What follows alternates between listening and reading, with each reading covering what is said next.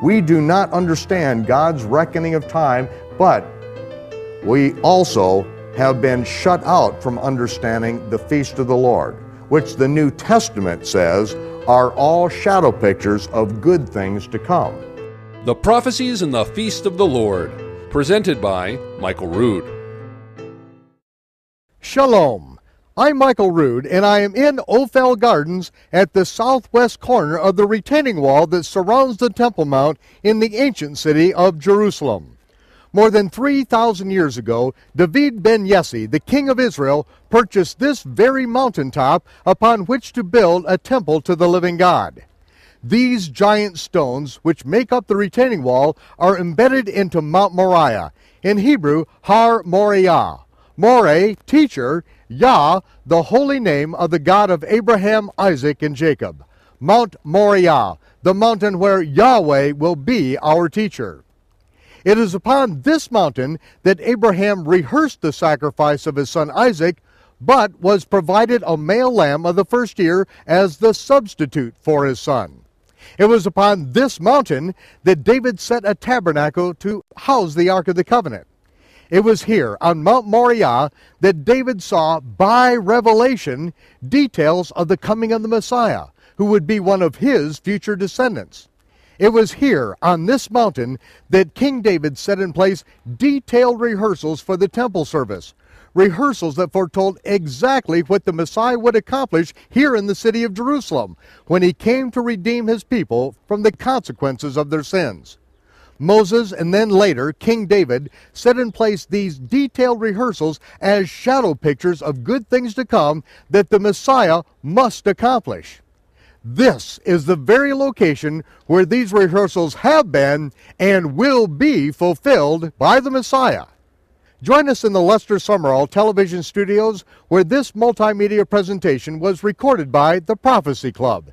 This is Bible Prophecy 101.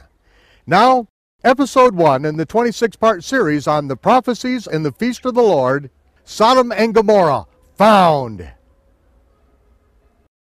What appeared to be distant rock formations out in the middle of the Israeli desert turns out that the entire city of Gomorrah has been found, still intact, still standing.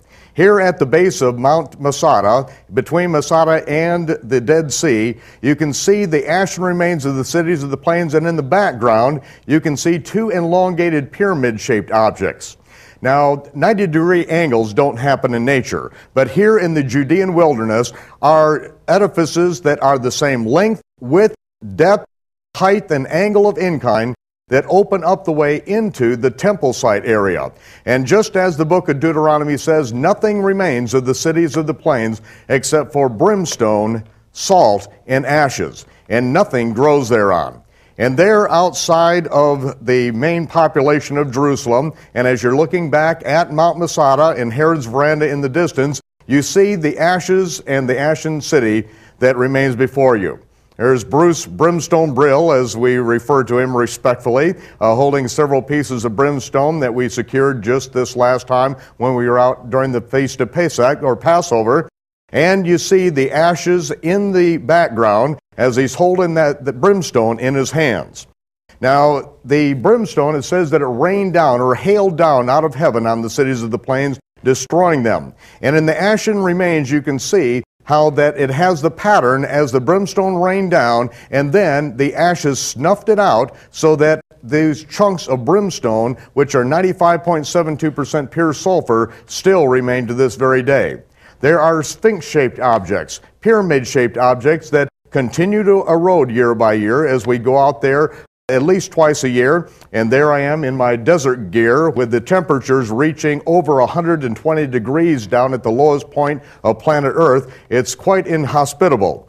And this is the reason that a lot of people don't go out there. Those are lion paw prints. Now, lions prowl the desert remains out there, and there are the paw prints of a lioness and her two cubs. And as you know, lions out there eat desert gazelle, and we're a lot slower than any desert gazelle I've ever seen. And here you see the body and the four paw prints of a lion which was laying down in the ashes out there.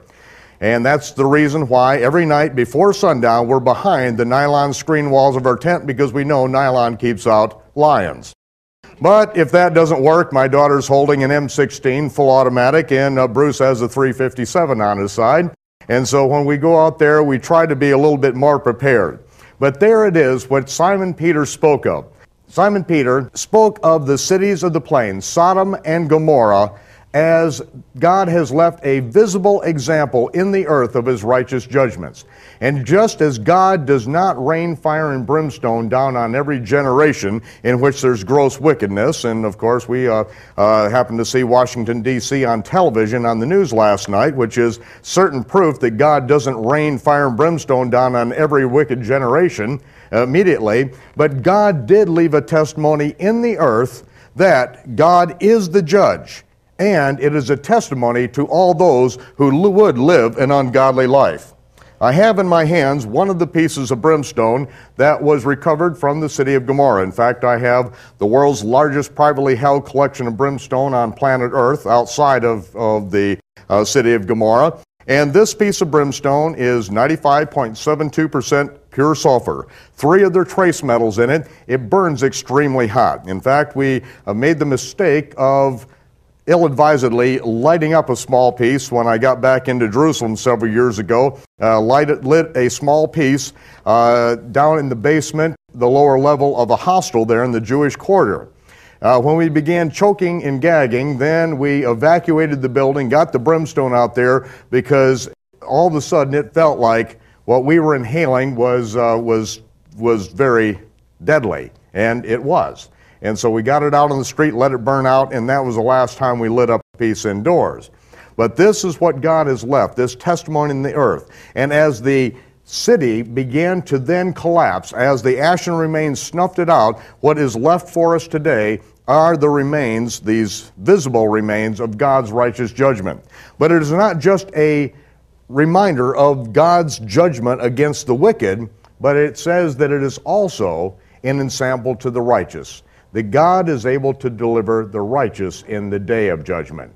So this piece of brimstone is good news and it's bad news. It just depends on where you are in relationship to the Creator of the heavens and the earth. And it is in this period of time that God said that he would leave a reminder in the earth, that Josephus spoke of it as common knowledge in his day. Of course, Simon Peter spoke of it, and it has been recently found again since Israel came back into their own land in this last generation, and since Israel is now inhabiting that part of the world again. And as it says further in Peter, he said, that knowing this, that in the last days scoffers will come.